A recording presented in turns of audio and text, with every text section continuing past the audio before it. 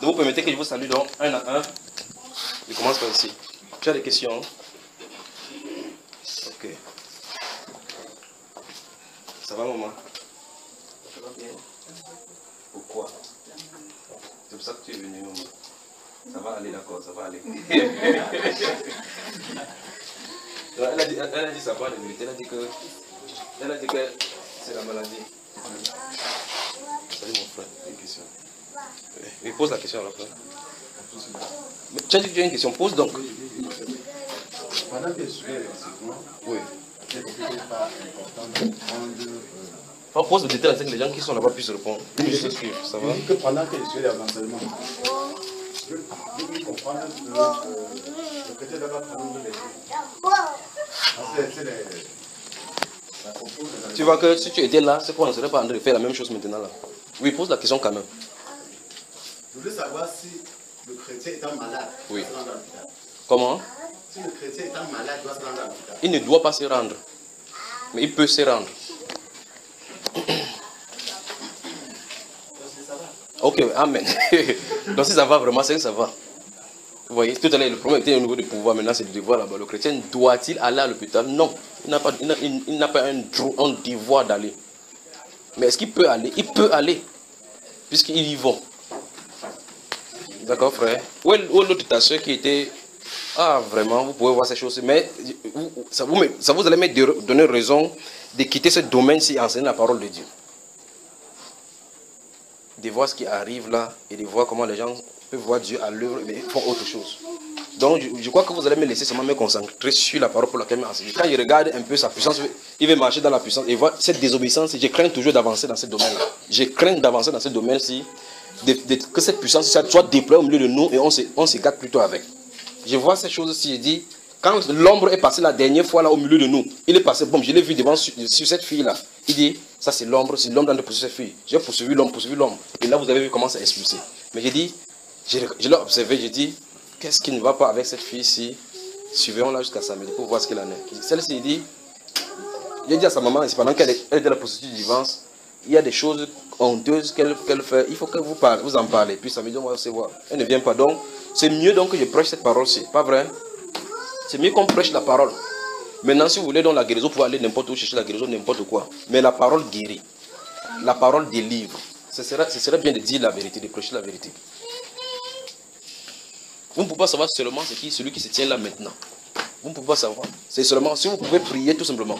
Et vous remarquez, vous vous asseyez, quelque chose en train de se passer au milieu de vous. Vous ne voyez pas, vous savez qu'un être en dehors de nous se trouve au milieu de nous. Mais quel est notre comportement? Quel est notre cœur au milieu de nous? De voir ces choses se déployer comme ça, je regarde, mais les gens ne sont pas prêts à recevoir. Quand bien même vous allez confesser avec vos bouches que je vais recevoir, je peux recevoir, ce n'est pas la bouche dont c'est les questions, c'est l'état de ce qui est à l'intérieur. Est-ce qu'on est prêt vraiment à avancer? Frère Elie, ça va? Tu as bien suivi par rapport à la question? Oui, tu n'es pas satisfait? Non, frère, ça dit que je dois se rendre à l'hôpital, ça va. Ok. Si vous voulez bien, on... C'est le contraire, je vais continuer la question. Ok. Ça va. Ok. Y a-t-il d'autres questions, frère?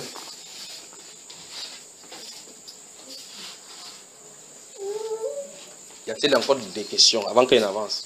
Pour qu'on puisse prier.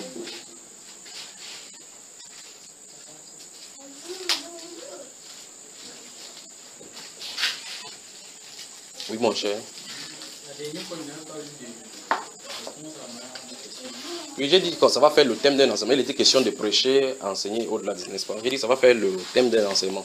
Parce qu'on ne peut pas juste répondre à cela comme ça. Mais si tu as les enseignements des Bibles, ça se trouve déjà dans les enseignements. Une fois ici, j'ai donné des versets concernant les exhortations, une série de versets. Je viens chaque fois, il dit prenez ces versets, lisez. Et attends qu'on pose des questions. Ici, j'ai donné les questions, des versets sur supplication, prier par esprit. J'attends, je me tiens devant vous, poser des questions. Je ne pose pas de questions. Donc, dès qu'il va commencer, s'il arrive que les questions soient suscitées dans votre esprit, vous ferez mieux de poser au Saint-Esprit à ce moment-là. Donc, s'il n'y a pas de questions, j'avance dans la parole, on prie. Il fallait dire comme ça pour que ça sorte. Quand on a créé l'année d'effectuer le service, oui. L'ange lui a dit que sa prière était exaucée. L'ange lui a donné le nom de son fils. Oui. Et Elisabeth, quand elle a enfanté, le nom, elle a dit Jean. Oui. Est-ce que son mari lui avait dit? Négatif, c'est ce que la Bible nous montre clairement que c'est poussé par le Saint-Esprit qu'elle a dit cela. Puisque c'est quand elle a dit cela qu'on a demandé à son mari quel est son nom, elle a dit Jean. Donc, depuis que son mari sort du temple jusqu'à ce que Jean-Baptiste sort du ventre, il n'a pas parlé. C'est pour ça qu'on dit Momo quoi hein? Momo Zacharia. Des questions? Les 2 dernières semaines, nous sommes en train de traiter d'un sujet qui nous pousse à avoir plus d'intimité et de communion avec Dieu. Nous sommes d'accord? Nous sommes d'accord? Les 2 dernières semaines, nous sommes en train de travailler sur des sujets qui pour nous pousser à avoir la communion avec le Seigneur. Nous sommes d'accord? Qui voudrait cette communion poussée avec le Seigneur? Ça, ce qui est sûr, c'est que puisqu'il s'agit du Seigneur, chacun va lever la main. Qui parmi vous donc, qui a levé les mains, qui est prêt à payer le prix qu'il faut pour cela? Ok. Vous vous souvenez du premier verset que nous avons lu la dernière fois ici, la semaine dernière, Jean chapitre 10. Il a dit, lorsque le bon berger vient, le berger de la brebis vient, le portier lui ouvre. Vous vous souvenez de cela, n'est-ce pas? Écoutez très attentivement. Je ne dirai pas autrement. Lorsque le berger, celui à qui appartient les brebis, arrive, le portier lui ouvre la porte. Les brebis maintenant entendent sa voix. Il les fait sortir et il marche lui-même devant. Vous vous souvenez? Ok, donc préparez-vous à partir du 10. On va prendre 21 jours de jeûne. Il m'adresse à ceux qu'il m'a donné. 21 jours de jeûne. Souvenez-vous de ceci, je vais parler pour que vous n'ayez pas encore à m'appeler pour me poser des questions. Donc, après avoir donné les instructions, si vous ne comprenez pas bien, demandez maintenant. Lorsqu'on va sortir là, que chacun prenne cela à cœur. Donc, ne m'appelez plus pour poser des questions concernant cela, parce que j'ai assez à faire. Donc, suivez très attentivement. Il dit, je m'adresse à ceux qu'il m'a donné. À partir du 10, on va prendre 21 jours de jeûne. Il n'y a pas à dire que tu ne vois pas bien. Il n'y a pas à dire que tu as mal aux estomacs. Il n'y a pas à dire que tu es âgé. Il n'y a pas à dire que tu es malade. Parce que durant ce moment-là, il peut te guérir. Parce qu'il y a quelque chose qui se passe derrière vous. Vous avez dit que vous voulez payer le prix. Vous pouvez payer le prix pour cela. Pas vrai, frère? Suivez attentivement donc. 21 jours, donc nous commençons le 10. Du matin jusqu'à 18h chaque jour. Jusqu'à 21 jours. Ça, c'est la première. C'est la préparation pour quelque chose de long qui va arriver. C'est la préparation pour quelque chose. Suivez, vous qui êtes dehors, suivez les enfants pour qu'ils soient concentrés ici avec leur cœur. Bien qu'ils soient concentrés. C'est la préparation pour quelque chose qui doit arriver. 21 jours, c'est la préparation. Ok, écoutez très attentivement. Durant ces 21 jours, vous éteignez les téléphones. Souvenez-vous de ce qu'on est en train de dire. Donc, pas de coup de fil à recevoir ni à prendre. Vous allez savoir ce que c'est que quitter le monde. Goûter à ce que... Vous allez goûter l'intensité, comment le monde est accroché à vous. Pas de distractions. Enfin, de toute façon, vous avez compris que les distractions, vous ne vous êtes pas favorable. Donc, il y a une chose, un élément principal, le téléphone. Donc, vous en décrochez. Vous décrochez une seule fois au courant de cela, vous avez échoué. Donc, vous continuez à manger et quitter la voie. Il faut qu'on soit clair. Je vais vous donner les recommandations, les instructions. Si vous mangez une seule fois, vous buvez, vous faites comme si vous ne comprenez pas que j'ai oublié. J'ai bu l'eau, j'ai mangé le plantain, mais oublié le canevas. Donc, vous quittez rapidement. Même si vous êtes au 20e jour. Je veux que ça soit clair. Vous tous m'écoutez, n'est-ce pas? En réalité, vous ne m'écoutez pas. Vous entendez ce que je suis en train de dire. Si vous comprenez ce que je suis en train de dire, vous entendrez. Si vous commencez le 10, le 11, le 12, le 13, le 14, le 15, un de ces matins, vous mangez le biscuit, oubliez. Donc, oubliez, effacez, continuez à manger. Vous avez dit que vous voulez cette relation-là. La porte doit être ouverte. Pour vous qui êtes proches, vous vérifiez donc vous qui êtes proches entre vous, vérifiez entre vous là, les gens avec qui vous êtes proches. Prenez ce moment-là uniquement de travail, de prière devant le Seigneur, dans la parole, en communion. C'est-à-dire que les frères qui sont vos voisins, rassemblez-vous durant ce moment. Priez, priez, priez, priez, priez, priez, priez, priez, priez, priez, Vous suivez? Ok. Suivez attentivement. Après, vous allez poser des questions concernant cela. Il dit bien, si on sort au milieu ici, ne me posez pas de questions. Parce que si quelqu'un appelle, j'entends, oui, frère Junior, par rapport aux jeunes, j'ai fait comme ça, pas sous vos respects. J'étais à cet instant-là. Donc, 21 jours de jeûne, c'est la première étape. 21 jours de jeûne. Vous pensez que vous êtes chargé d'un bon point. Le ventre, les joues sortent, vous marchez dans sa bouche. Attendez seulement. Que Seigneur, fais-moi voir ta gloire. Si vous enseignez qu'il a mort à la croix, que c'est terminé. Vous allez atteindre un autre niveau maintenant. Souvenez-vous de ce que je vous ai dit. Je vous ai dit que ce que nous sommes en train d'enseigner, c'est pour la préparation pour la prière et les méditations. C'est ça, frère? 21 jours, c'est la première étape. C'est la première étape. Alors, durant ce moment-là, c'est ici le vrai problème. Le problème, c'est que le tic se trouve ici. Donc, quand vous allez commencer, quand le jour va se lever le 10, vous éteignez votre téléphone. Vous allez savoir ce que ça veut dire être attaché à ce monde-ci. Oui, on peut m'appeler pour donner l'argent, c'est votre problème. Je donne l'instruction. Si vous savez que ça ne vous concerne pas, ça ne sert à rien de commencer et de lâcher.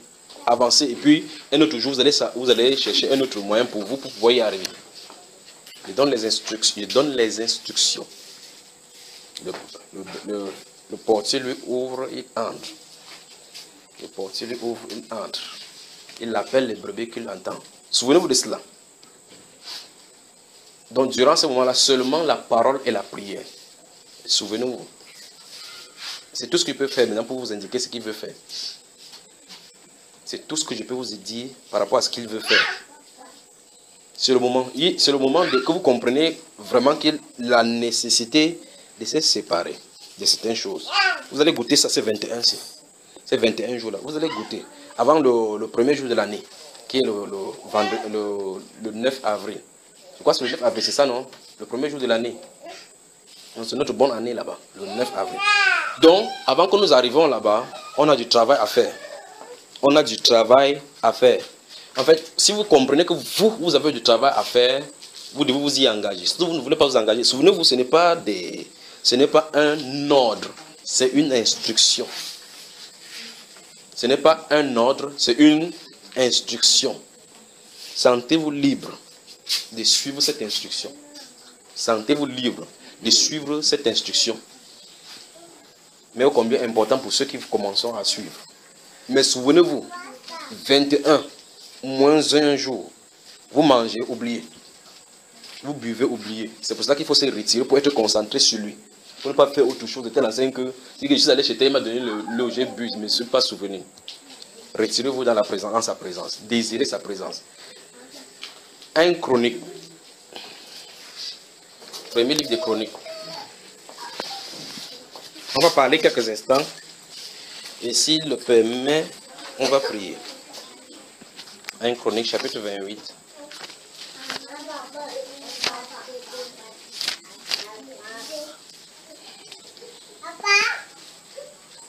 Vous avez suivi, frère, vous avez suivi par rapport aux jeunes. Et je veux que vous compreniez. Chapitre 28, lisons les versets 9 à 10. Et toi, Salomon, mon fils, connais le Dieu de ton père et sers-le d'un cœur dévoué et d'une âme bien disposée, car l'Éternel sonde tous les cœurs et pénètre tous les desseins et toutes les pensées. Si tu le cherches, il se laissera trouver par toi. Mais si tu l'abandonnes, il te rejettera pour toujours. Considère maintenant que l'Éternel t'a choisi, afin que tu bâtisses une maison qui serve de sanctuaire. Fortifie-toi et agis. Alléluia. S'il y a une exhortation qu'un père peut donner à son fils, c'est ceci. Donc le prophète David réunit tous les chefs d'Israël. Il réunit tous les enfants des chefs de centaines, les chefs de cinquantaine à Jérusalem pour donner une instruction. Il dit qu'il avait l'intention de bâtir un temple, une maison au nom du Seigneur. Et le Seigneur lui a dit que tu es un homme de guerre. Tu as versé beaucoup de sang.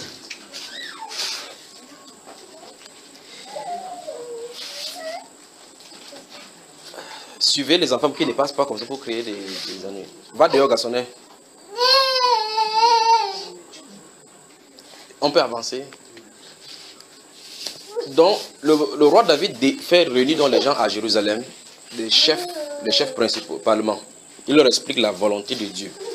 Il leur dit dans cette assemblée, parlant de Dieu, Et il dit que cette révélation lui a donné, c'est Dieu qui a écrit cela, il lui a donné l'intelligence de ces choses, de toutes les choses qu'il a fait dans le temple. Souvenez-vous, je veux que vous voyez quelque chose. Si vous parvenez à percevoir. Il dit, il se tournant à l'assemblée, maintenant il dit que Dieu a dit que c'est son fils Salomon qui va lui bâtir cette maison. Parce que lui, il avait l'intention. L'intention qu'il a eue avant que Salomon ne naisse.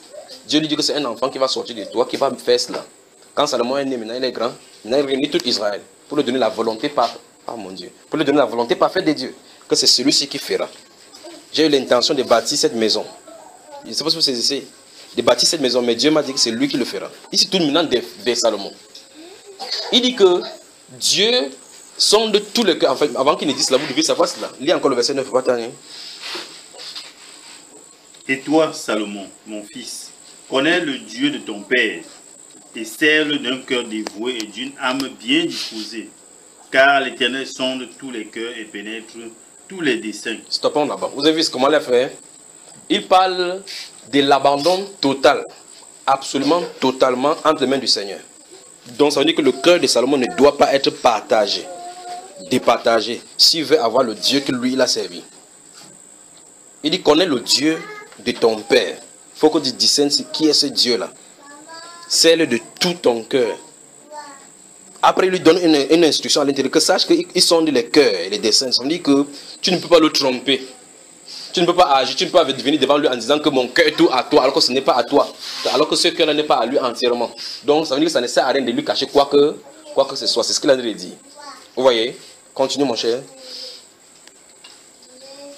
Il a dit, et pénètre donc tous les desseins et toutes les pensées. Si tu le cherches, il se laissera trouver par toi. Stop. Vous avez suivi ce qu'il a dit là? Il a dit quoi? Si tu le cherches, oui. il se laissera trouver par toi. Vous avez entendu? Si tu l'abandonnes. Mais si tu l'abandonnes, il te rejettera. Je repose la question que j'ai posée ici dès le départ. Qui est prêt à payer ce qu'il faudra pour sa vie, pour savoir clairement ce que le Seigneur attend de lui? C'est pour ça que j'ai posé cette question dès le départ. Vous voulez, il y a vraiment du prix à payer. Suivez donc l'instruction. D'accord? Maintenant, il dit à Salomon, lisons le verset 10. Considère maintenant que l'Éternel t'a choisi, afin que tu bâtisses une maison qui serve de sanctuaire. Stop. Vous avez suivi ce qu'il a dit? Alors le Saint-Esprit va donner cette même instruction aux chrétiens. Dans le livre de 1 Pierre, ouvrons là-bas, 1 Pierre au chapitre 2. Ne fermez pas là où vous êtes. Nous allons seulement prendre le parallèle. L'église de cette époque-ci m'amuse seulement. Les chrétiens de cette époque-ci m'amusent. Ils savent que s'ils ont des problèmes, il y a quelqu'un à côté d'eux qui peut résoudre. Ils savent que s'il y a quelque chose qui ne va pas, tu pourras aller te rendre chez telle ou telle personne. Ils savent que s'il y a quelque chose, il peut appeler son frère prie. Ils savent qu'il y a une assemblée là-bas, que ça ne va pas. Faites attention. Faites attention. C'est pour ça que vous voyez les gens vont de lieu en lieu. Vous entendez que telle personne là-bas, ils sont miracles, vous venez vous asseoir là-bas. Ça ne donne pas parce que Dieu vous veut d'une façon spéciale. J'ai dit quel livre déjà? Voilà, 1 Pierre au chapitre 2. Lisons les 5 premiers versets. Allons-y. Et de temps en temps, je vais t'arrêter. Rejetant donc toute malice et toute ruse, oui, la dissimulation, oui, l'envie, oui, et toute médisance. Stop. C'est la première des choses à faire. Donc remarquez très bien qu'il y a quelque chose à abandonner pour avancer. Il dit rejetant donc toute malice, l'animosité, toutes ces choses-là, les dissimulations, les choses qu'on cache dans le cœur. Vous suivez, n'est-ce pas? Il dit rejetant. En rejetant cela. Avançons. Désirer. Stop. Vous suivez, vous voyez la chose, n'est-ce pas? On rejette ceci et on désire plutôt ceci. On ne veut pas, les gens ne veulent pas payer le prix aujourd'hui parce qu'on croit peut-être qu'en lisant la Bible, ça va aller. Souvenez-vous, la Bible, c'est un livre. Il faut une personne. Vous devez la rencontrer. Vous ne rencontrez pas la personne. Lisez la Bible si comme vous voulez. Connaissez le verset, ça ne changera pas la situation. Je vous le rassure 100%. Attendez là maintenant. Il dit bien, vous lisez la Bible du midi à 14h. Chaque jour, 24 heures sur 24. Vous écoutez ça dans les oreilles. Vous mettez, vous suivez. Vous dormez avec cela. Ça ne changera pas la situation. Ça va rester l'être tel que vous voyez là. Mais lorsque la personne se présente, la personne qui s'appelle la parole. Vous suivez, n'est-ce pas? La Bible ne dit pas qu'au commencement était la Bible. Elle dit qu'au commencement était la parole. Vous voyez la différence, n'est-ce pas? Au commencement était la parole. C'est une personne dont il est question. Ce n'est pas cela. C'est pour cela qu'on lui, on ne peut pas l'altérer. Mais ceci, on peut altérer. Parce que ça, c'est la Bible. Ce sont les écrits. Mais la parole, personne ne peut altérer. Personne ne peut retrancher de la parole de Dieu. Personne ne peut ajouter. Parce qu'il est une personne. Vous suivez? Alors, c'est vrai, on dit que lire la Bible toujours en disant que Dieu sait ce qui va arriver. Dieu fait ce que vous ne savez pas où vous vous en trouvez.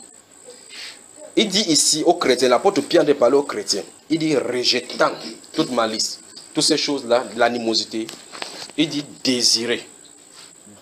Désirer comme quoi? Désirer comme des enfants nouveau-nés. Stoppons là-bas. Si vous lisez votre Bible dans le livre, je ne sais pas, c'est parce qu'on n'a pas le temps là.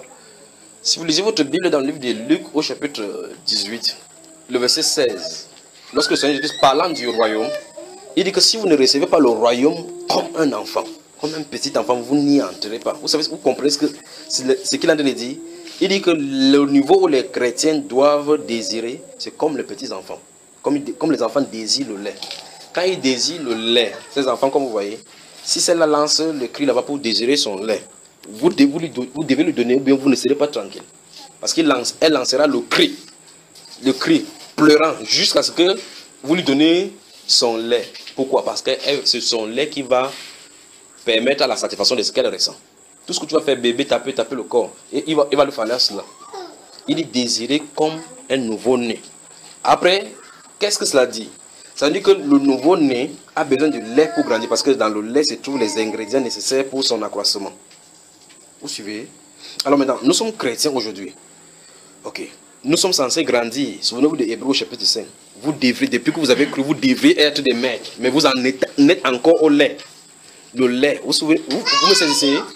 Donc le lait, c'est l'élémentaire pour ceux qui ne savent pas encore marcher. Pour ceux dont l'organisme n'est pas encore fait pour asseoir certains types de repas. Et par conséquent, il leur faut le lait. Pour d'autres, c'est la bouillie au moment que lorsque le temps continue, on lui donne maintenant quelque chose que ces deux dents peuvent marcher petit à petit. Pas vrai? Alors le chrétien, il est désiré comme les enfants nouveau-nés de lait. Après, il dit le lait spirituel. Je veux toute votre attention. Le Saint-Esprit parle ici, maintenant pas du lait, mais du lait. Je vous pose la question. C'est donc quoi le lait spirituel? C'est quoi donc le lait spirituel? Vous lisez la Bible, c'est quoi donc le lait spirituel? Dites-moi donc, depuis que vous lisez la Bible. Vous avez au moins lu ces passages-ci. Qu'est-ce que l'apôtre est en train d'appeler par lait spirituel? Il dit que les chrétiens désirent cela. Alors vous devez entrer dans la présence du Seigneur. Vous voyez? Vous devez aller dans la présence du Seigneur.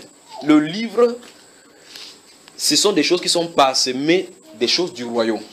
De telle enseigne qu'il y a des façons pour entrer, pour prendre cela. C'est pour ça que les théologiens peuvent lire cela, expliquer des choses dedans.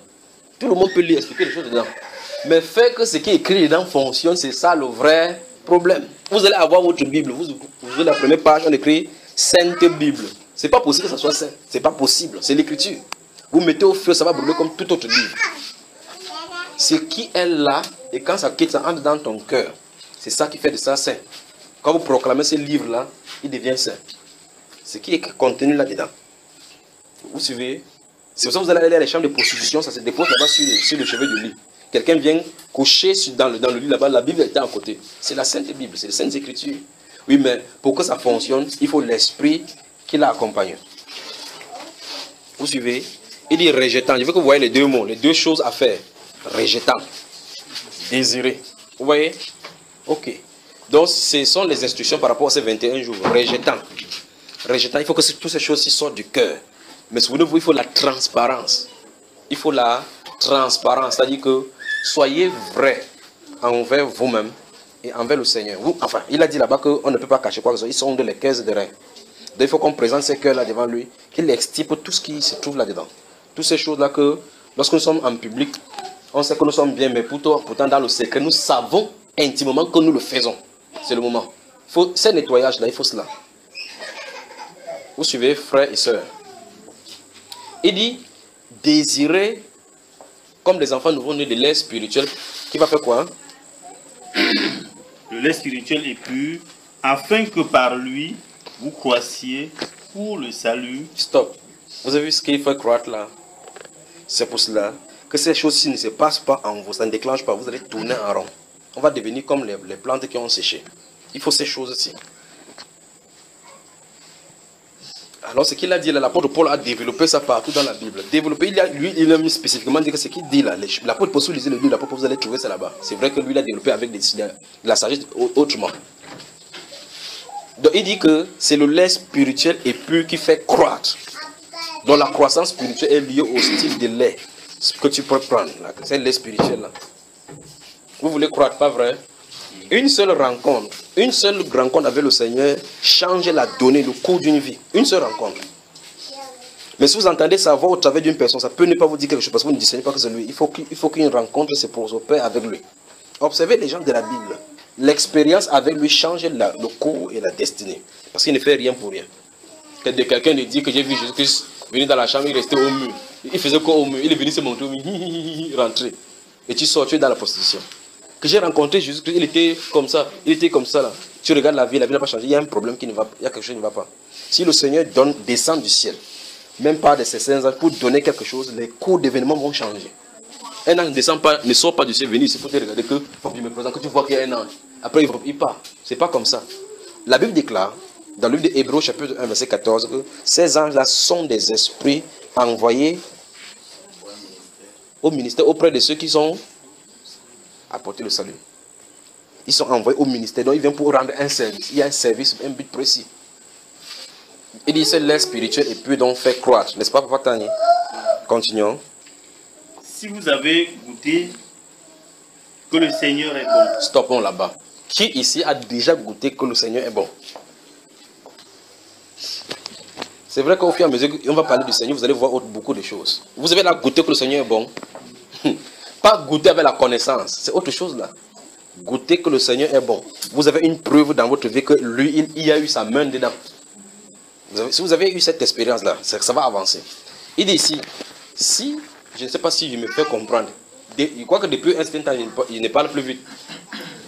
Il dit rejetant, désirer telle chose, le lait spirituel est pur, afin que par lui, par ça, vous croissez. On croit par ça. Et souvenez-vous, dans le livre de Colossiens chapitre 2, il parle de cette même chose, puisque je vous ai dit que l'apôtre Paul en a parlé. Il a parlé de grandir dans la connaissance du Seigneur Jésus-Christ. Vous avez lu ça dans notre Bible? C'est de ça dont il est question. Grandir dans la connaissance du Seigneur Jésus. Oui, je sais que Jésus est mort sur la croix pour moi. Ça, c'est la Bible qui t'a donné cette information. C'est la Bible, tout le monde sait cela, même Satan. Ce n'est pas une question. Grandir dans la connaissance du Seigneur Jésus, ça ne veut pas dire de connaître ce qu'il a fait à la croix et ce qu'il a dit qu'il va faire. C'est entrer dans la révélation de sa partie qui se montre pour toi.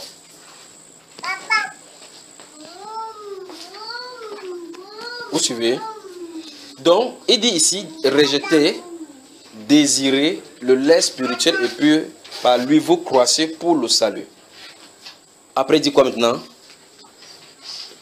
Il dit,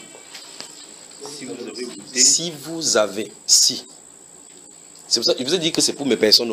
Si vous avez goûté que le Seigneur est bon, il y a une chose encore à faire. Qu'est-ce qu'il veut dire? Approchez. Mettez le doigt là-bas, allons quelque part. Mettons le doigt, allons dans le livre de Jacques. Jacques. Gardez ces 1 Pierre, nous avons gardé 1 Chronique, n'est-ce pas? Chapitre 28 là, le verset 9 et 10. Il me demande bien si on peut bousculer, il sent la présence des esprits ici là maintenant. Il me demande bien si on peut les bousculer. Vous ferez mieux de vous asseoir là-bas. C'est le défilé des mots de là. Il dit quel livre là maintenant? Jacques, prenons le chapitre 4. Frère Paul, tu peux nous lire le verset 6 et 7. Il accorde, au contraire, une grâce plus excellente. C'est pourquoi l'Écriture dit, Dieu résiste aux orgueilleux, mais il fait grâce aux œuvres. Pas à partir du verset 5. Croyez-vous que l'Écriture parle en vain? Oui. Oui, frère.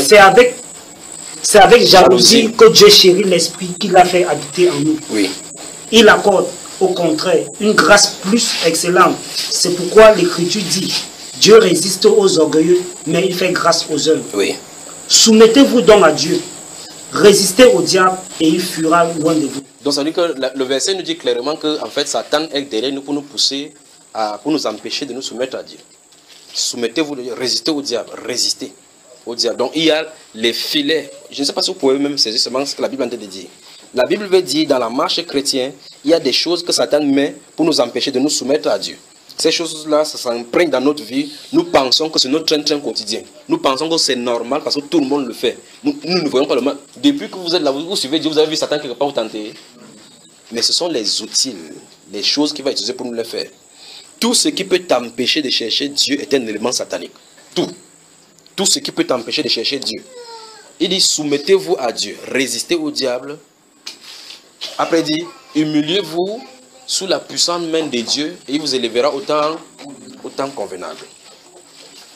Approchez-vous de Dieu et c'est les mêmes choses que nous avons dit dans l'Ancien Testament, dans 1 Chronique chapitre 28, versets 9 et 10, n'est-ce pas? Approchez-vous de Dieu et il... Ce qui est bien, c'est que c'est aux chrétiens qui s'adressent. Regarde combien de fois depuis le chapitre 1, il va parler bien-aimé. Bien-aimé, mes frères bien-aimés. Il dit aux chrétiens de s'approcher de Dieu. L'apôtre Pierre dit, si vous avez goûté que le Seigneur est bon, approchez-vous de lui. Que celui qui est saint se sanctifie encore. Et si vous invoquez comme Seigneur, comme Père, celui qui juge sans exception de personne, soyez saint dans toute votre conduite. Parce que celui qui vous a appelé est saint. Selon qu'il est écrit, je suis saint, vous serez saint. Alors Jacques est en train de nous dire quoi?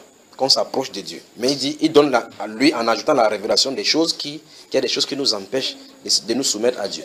Et ces choses-là, lorsque c'est attaché à nous, le Saint-Esprit nous révèle là-bas que ça produit en nous de l'orgueil. Dans ce livre de Jacques, vous en avez lu. Il dit ces choses-là dans nos vies deviennent des éléments d'orgueil dans nos vies. De telle sorte que c'est attaché à notre personne, à notre moi.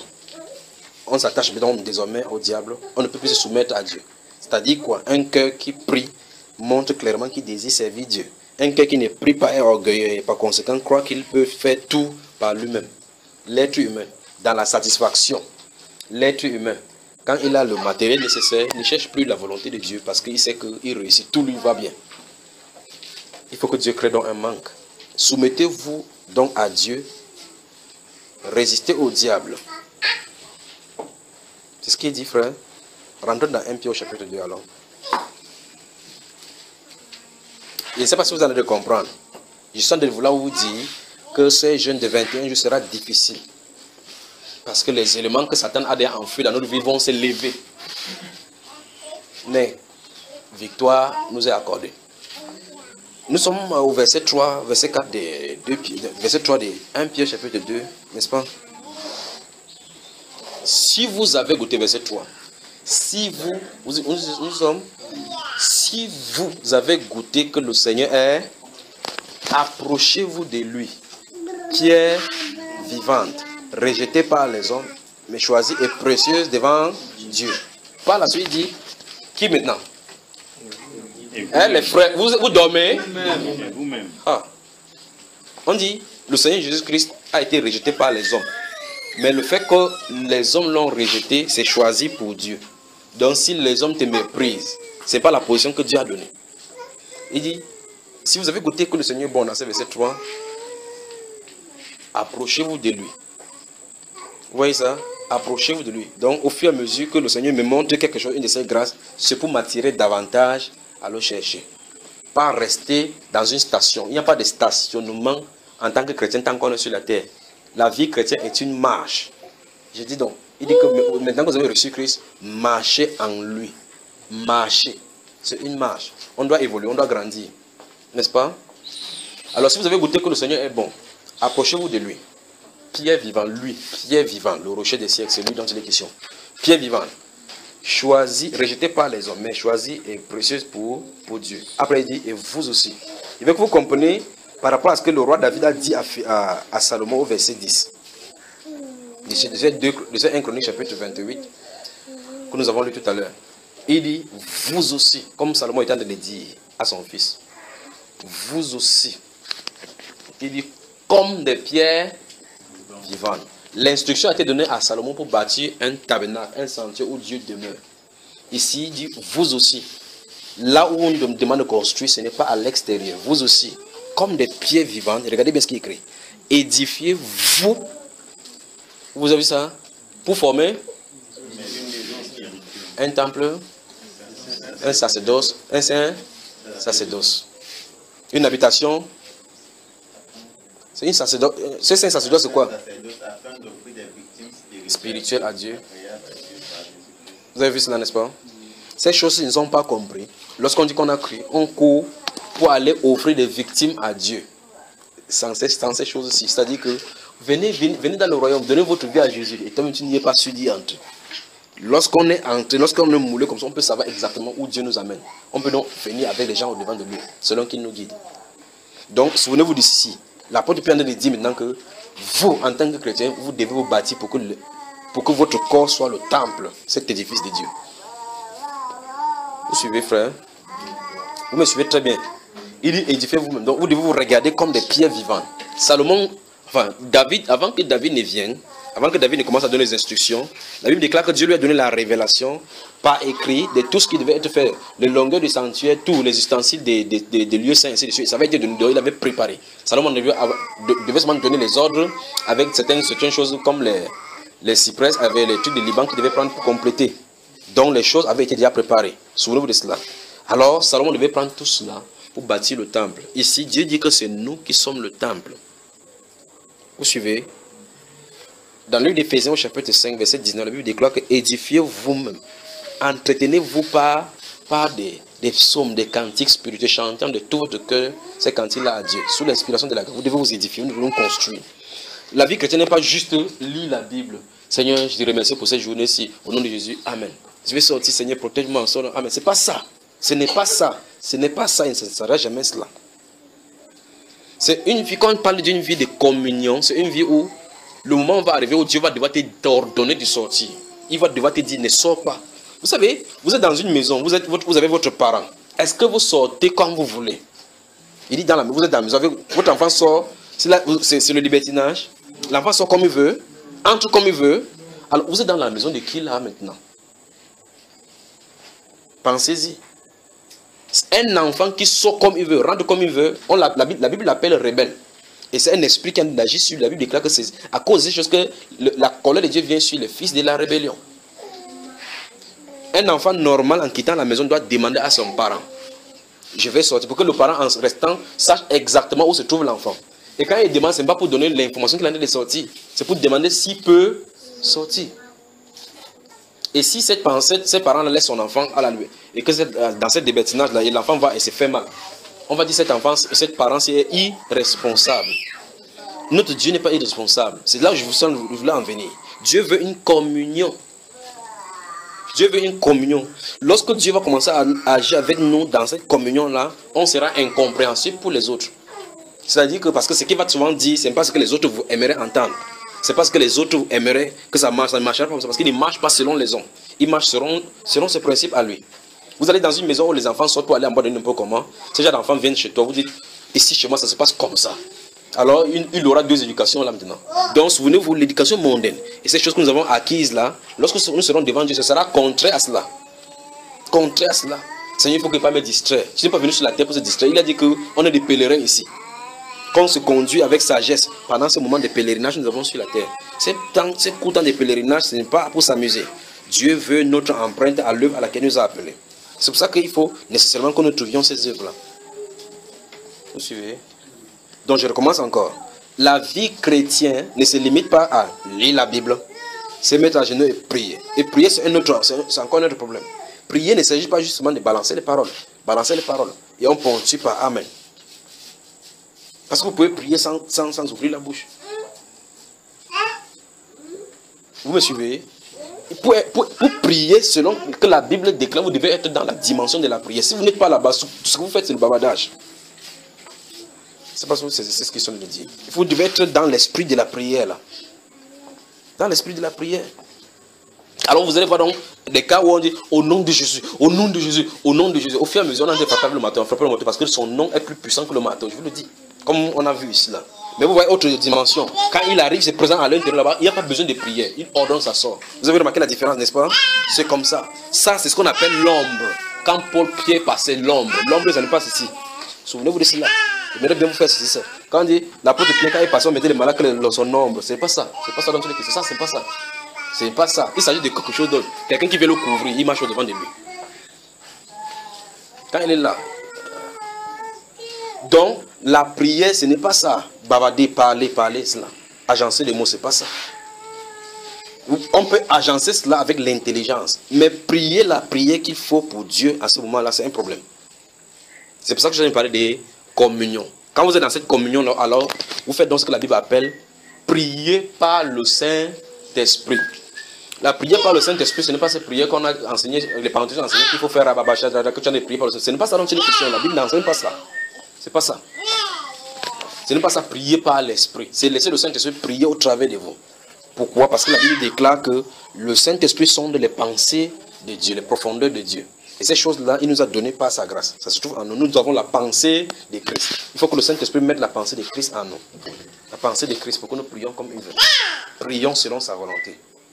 Donc, il ne s'agit pas de dire que, ok, peut-être il ne peut pas savoir ce que je dois prier. Mieux je prie en langue. Comme ça, en priant en langue, le Saint-Esprit va dire ce qu'il ne peut pas dire. Vous voyez les raccourcis pour le faire. Et on va faire comme ça 1 an, 2 ans, 3 ans, 4 ans, rien ne se passe. Pourtant, nous sommes de prier comme ça en langue, de prier des choses que le Saint-Esprit va lui demander. Ce n'est pas biblique. Ce n'est pas ça que la Bible déclare. Faites en tout temps par l'Esprit toutes sortes de prières. Vous avez vu ça dans votre Bible? Faites en tout temps par l'Esprit. Par l'Esprit. C'est quoi prier par l'Esprit? Ce n'est pas de babader. C'est pas ça dans les questions. Ce n'est pas ça prier par l'Esprit. Vous voyez, il faut qu'on soit donc dans la dimension de l'Esprit. Vous entendez ce que je viens de dire? Alors, si vous êtes prié par l'Esprit, si on ne prie pas l'Esprit, c'est style de routine où on dit prions, on prie. Prions, on prie. Alors, quelqu'un va venir, j'ai le mot de tête. Tu vas prier parce que tu as l'habitude de faire cela. Quand quelqu'un va dire j'ai le mal au ventre, priant, tu as l'habitude de faire cela. Mais prier par l'Esprit, c'est un prier ordonné par lui, guidé par lui, contrôlé par lui. Alors, à ce moment-là, l'homme fait place à Dieu.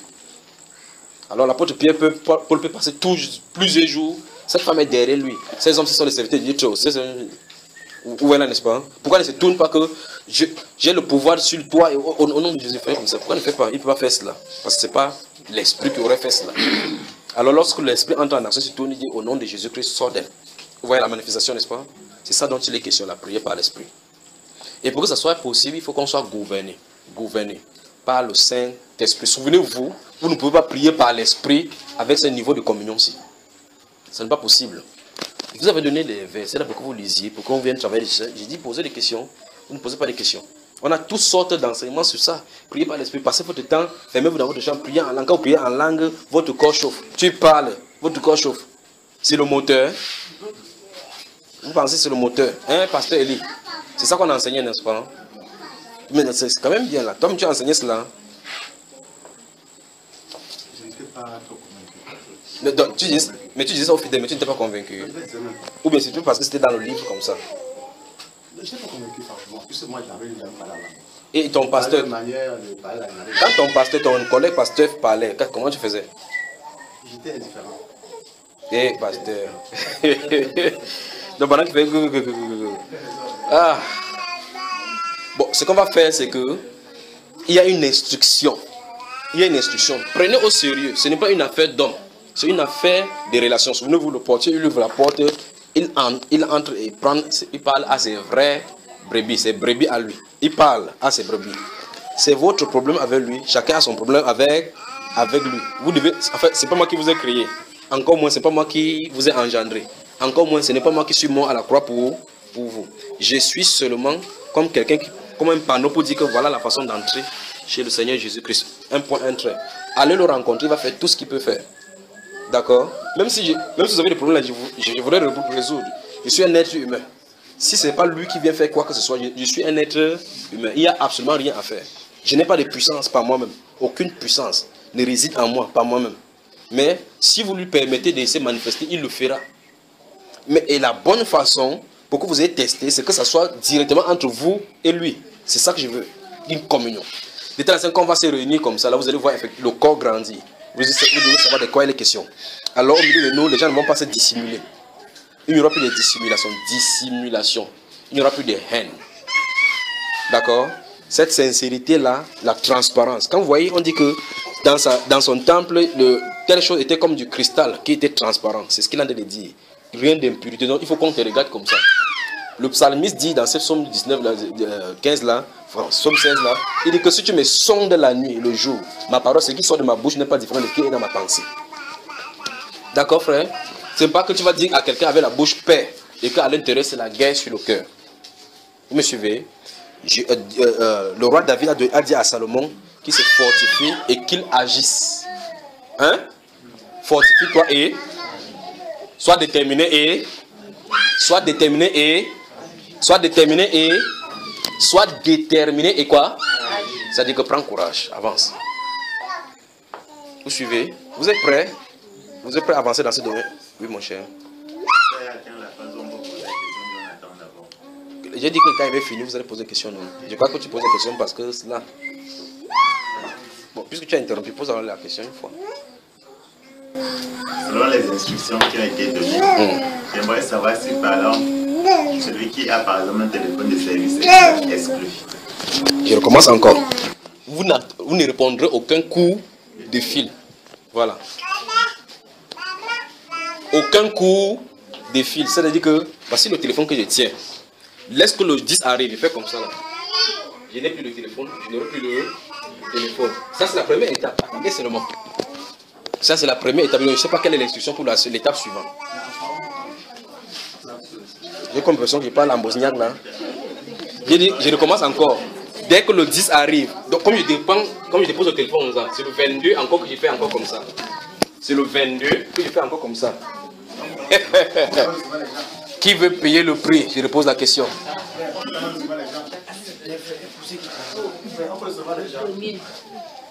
Je sens les sentir les questions sortir. Celui qui a posé la question et pour ceux qui travaillent. Écoutez très bien. L'instruction c'est le 10. À partir du 10, on a 21 un jour. C'est uniquement prière et jeûne. Je n'ai pas reçu K1 pour ceux qui travaillent. K2 ceux qui sont malades. C'est ceux qui veulent avancer. Point final. On peut recevoir les gens.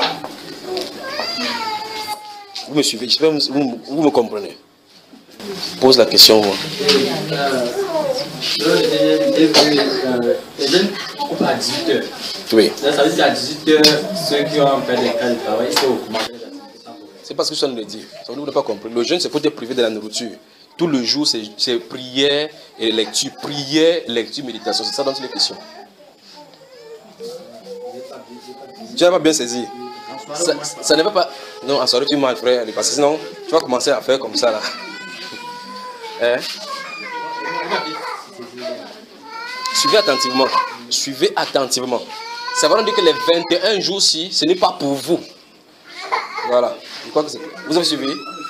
Voilà. C'est ça dans toutes les questions. Voilà.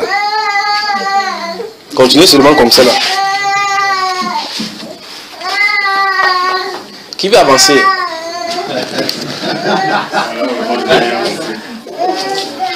Écoutez très attentivement. Je suis humain comme vous. Je donne les instructions. Je n'ai pas suivi K1 pour ceux qui travaillent. J'ai dit que ce n'est pas un ordre, c'est une instruction. Donc c'est pour ça que j'en ai parlé aujourd'hui, pour que le 10, quelqu'un ne soit pas surpris que c'est comme ça. C'est de le 10. Faites-vous votre idée. Si vous savez que c'est que ça ne vous concerne pas, mais continuez vos activités. C'est pour ceux qui doivent avancer. C'est pour ceux qui doivent avancer. Donc voilà l'instruction. D'accord? Voilà. Donc vous commencez le 10, ça ne vous laisse pas. Le 11, abandonnez. Vous êtes le 15, ça ne vous laisse pas abandonner. Parce que la course, ce n'est pas tout le monde qui y arrive. Quand les gens commencent la course du Mont Cameroun là, on dit pip, chacun court comme ça, vous voyez quoi que l'arrivée c'est devant. Mais on attend 18h, 20h, parce qu'on passe seulement chercher d'autres en brousse. Pas vrai? Souvenez-vous de ceci. 2 Timothée chapitre 2. Il y a plusieurs vases dans cette maison-là. Il y a des vases de terre et des vases d'un usage vil. C'est ce qui est écrit là-dedans. Si quelqu'un s'abstient de ces choses, en s'abstenant de toutes ces choses-là, il sera un vase d'honneur. C'est ce qu'il dit, utile au maître. Vous pensez que non, si comme ça, ici, vous parlez. Souvenez-vous, lisez bien ces 2 Timothée chapitre 2, le verset 19 et 20. Il lisait ce qu'il comprenait ce qu'il dit là-bas. Nous sommes son ouvrage. Il a été créé pour de bons œuvres que Dieu a créé d'avance, a préparé d'avance, afin que nous les pratiquions. Seigneur, si ton ouvrage, c'est un bon créature, tu parles. Vous devez trouver le lait spirituel. Que Seigneur, je t'aime. Si c'est que je t'aime, j'ai bien vendu aujourd'hui. Ça a réussi, Dieu m'a béni aujourd'hui. Tu as vendu combien? 2000. Quelqu'un a fait 1 million, un mondain. 1 million de chiffre d'affaires. Donc ce n'est pas cela. On n'a plus que de l'argent. Il s'agit ici plus que de l'argent. Il s'agit de la personne du Seigneur Jésus-Christ qui n'est pas comparable à de l'argent. C'est de lui dont il est question.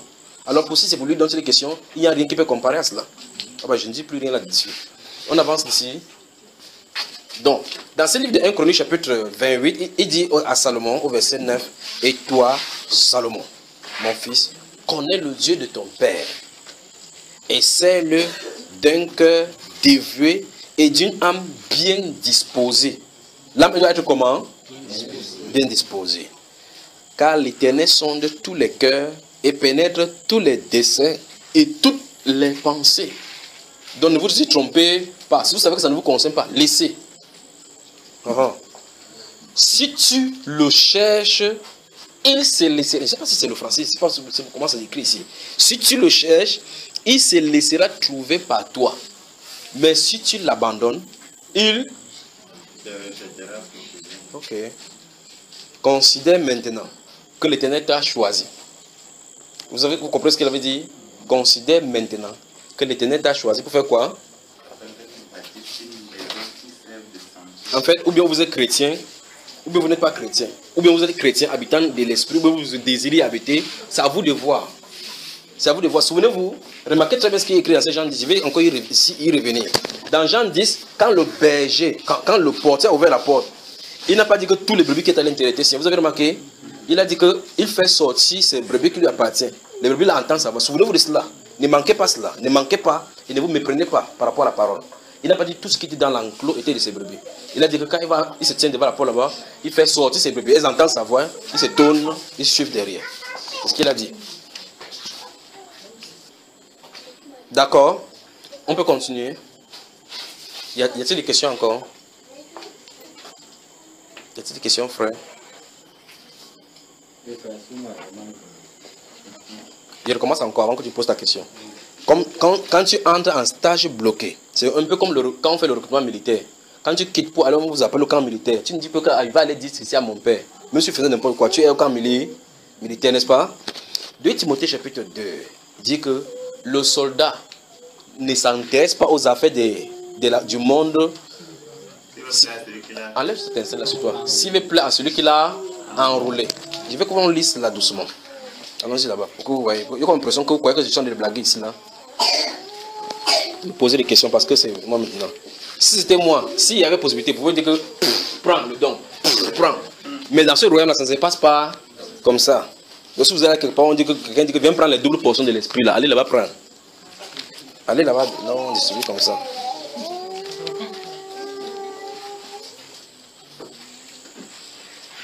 On y va. 2 Timothée, chapitre 2. Deuxième épître de Timothée. Nous allons travailler. Nous allons travailler. Donc, ce n'est qu'une étape. On va travailler. Préparez-vous à être enfermé. Seconde épître de Timothée, chapitre 2. Toi donc, remarquez, ici c'est une instruction qu'il a dû donner à une personne, à Timothée. Toi donc, mon enfant, fortifie-toi. Lorsque ces genre de mots aident dans la Bible, ça veut dire que ce n'est pas facile. Vous remarquez, c'est la même chose qu'on a dit à Salomon, hein, et à Josué. Vous vous souvenez, n'est-ce pas, frère? Fortifie-toi dans la grâce qui est en Jésus-Christ. Et ce que tu as entendu de moi en présence de beaucoup de témoins, confie-le à des hommes fidèles qui soient capables de l'enseigner aussi à d'autres. Qui soient capables d'enseigner aussi à d'autres. Souffre. Ok, vous avez entendu ça? Souffre avec moi comme un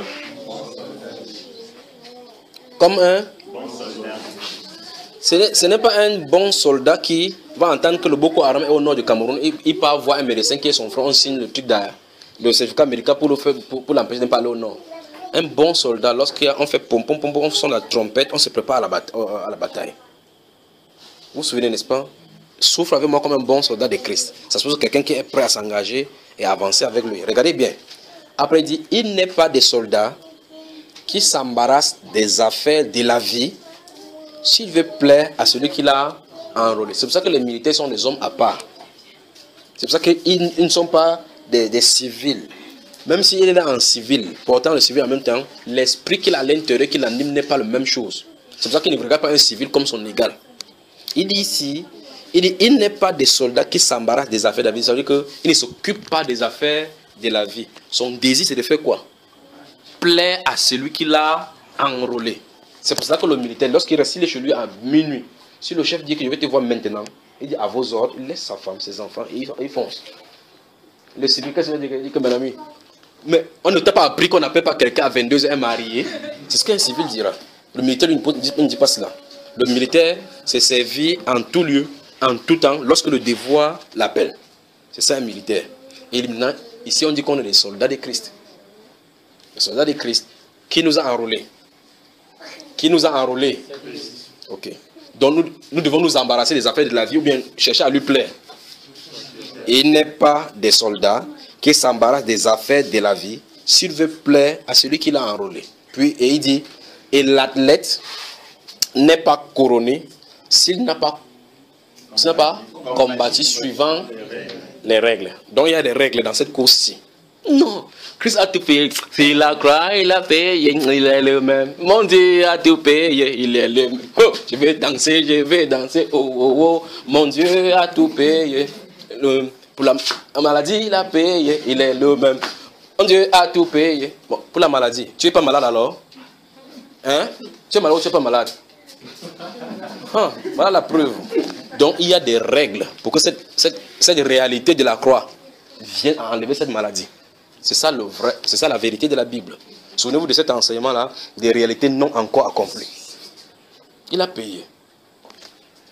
Il a eu la victoire sur Satan. Il a vaincu, il les a dépouillés. Vous savez ce que ça veut dire dépouiller? Si vous êtes militaire, vous avez votre arme comme ça, on vous tend l'arme, votre main au-dessus, on enlève tout ce que vous avez sur vous. La Bible déclare que sur la croix, le Seigneur a dépouillé les dominations. Les démons, Satan et toutes les puissances qui font aussi. Ils font ça avec quoi? Donc faites attention. Alors, il faut qu'on comprenne qu'il y a de la règle. Il y a la règle établie dans le royaume. Vous avez votre part à jouer. On doit rejeter les malices, désirer quelque chose pour croître l'air spirituel. D'accord? On doit descendre à genoux devant le Seigneur. Le moment va arriver, donc il faut nettoyer le cœur. Vous allez savoir ce que c'est que s'éloigner de cette histoire-ci. Ça, le Dieu de ces siècles-ci. Vous allez savoir ce que c'est que s'éloigner de lui un peu, un temps. Ou bien rester comme ça. Vous croyez Dieu. Souvenez-vous, il ne dit pas que ça sera facile. Il a dit fortifie-toi. Vous allez savoir vraiment qu'il y a le pied de chien dans vos pieds là. Vous restez sur place, vous voulez toujours marcher pour sortir. Vous allez voir ce que ça fait de rester sur place comme ça, attendre de lui. Vous allez savoir ce que ça veut dire. Que je suis fatigué ici. Vous allez savoir ce que ça veut dire être à genoux. Vous allez lire votre livre de Josué.